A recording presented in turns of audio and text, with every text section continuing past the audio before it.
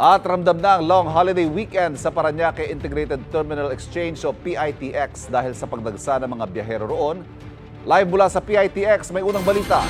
Si James Agustin. James, kumusta ang sitwasyon dyan?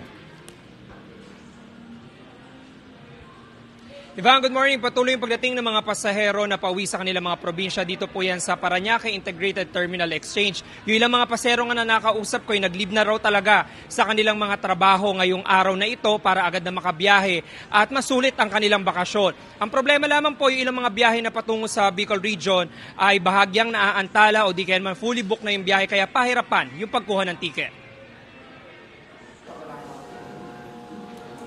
Pauwi ngayong araw sa Sorsogon si Marcel kaya maaga siya nagtungo sa Parañaque Integrated Terminal Exchange. Ang problema, wala siyang makuhang ticket. Sana po meron. Sa ordinary, no choice. Gano'ng kahirap para sa inyo? Sobrang hirap kasi mainit. Ganyan din ang sitwasyon ni Aldwin na uuwi sa Sorsogon kasama ang kanya mag-ina. Galing pa silang Cavite at nag-leave na siya sa trabaho para maaga sila makabiyahe. Excited kasi 2 years na rin bago kami makauwi ulit. Kaso wala talaga. Mag-aantay pa kami hanggang mamaya kung meron talagang masasakyan o wala. Pag wala, baka no choice kami. Baka kami ng door-to-door na lang. Mag-ban. Maraming paserong naghihintay. Umaasa makakuha ng ticket kahit sa ordinary o yung non-air-conditioned buses. First come, first serve basis kasi ang sistema.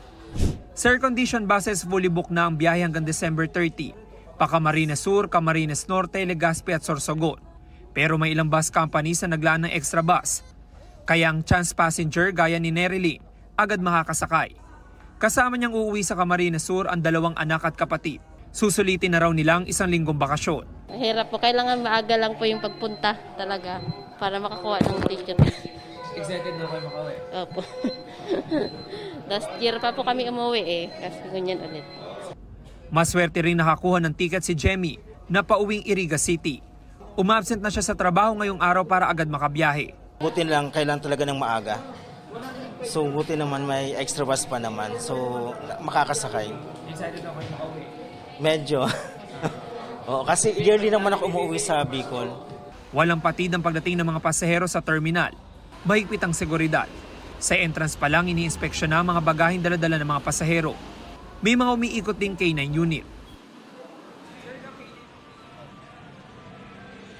Samantala, Ivan, ito yung sitwasyon dito sa entrance ng PITX. Tuloy-tuloy lamang po yung dating ng mga pasahero. Yung mga patungo sa area ng Cavite at Batangas, lalo na yung mga city buses din, ay walang problema at napakadaming mga bus tayo nakikita dito. Ang nagiging problema lamang yung delay ng pagdating ng ilang mga bus na galing sa Bicol Region dahil pa rin doon sa nararanasan na traffic doon sa area ng Andaya Highway sa Camarines Sur. Yan muna yung latest mula po dito sa PITX. Ako po si James Agustin para sa GMA Integrated News. James, kailan daw inaasahan yung peak na dagsa ng mga pasahero? Yan nakikita natin ngayon. O yung ngayong araw na ito na ba yung peak o ngayong weekend ang inaasahan?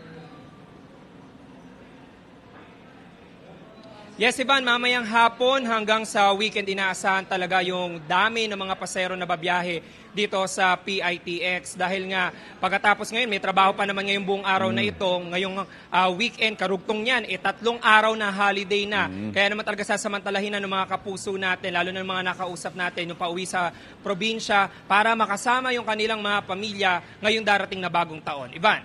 Ingat, maraming salamat, James Agustin. Kapuso, huwag magpapahuli sa latest news and updates. Mag-iuna ka sa balita at mag-subscribe sa YouTube channel ng GMA Integrated News.